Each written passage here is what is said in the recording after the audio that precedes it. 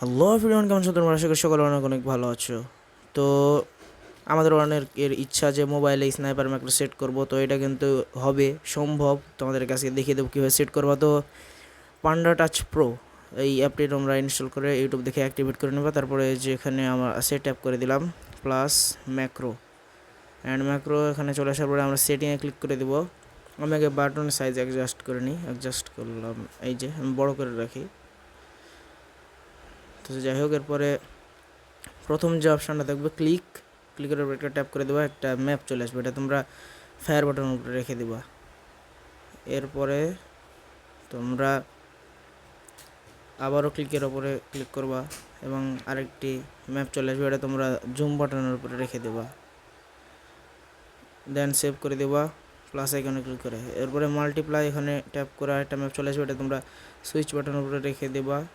দেন এটা প্লাস আইকনে ট্যাপ দিয়ে তোমরা এটা সেভ করে নিবা। তো এখানে ম্যাক্রোজের সব কিছু হয়ে গেছে, এটা ফাস্ট করে দেবা। তো এটা আমি এই যে এইখানে রেখে দিই।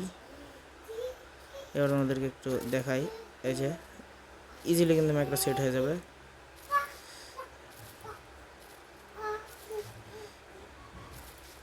তো এটা দেখো,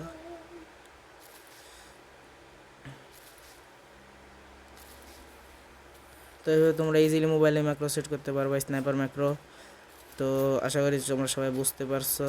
তো নেক্সট ভিডিওতে দেখা হবে, ততদিন ভালো থাকো, সুস্থ থাকো, বাই বাই।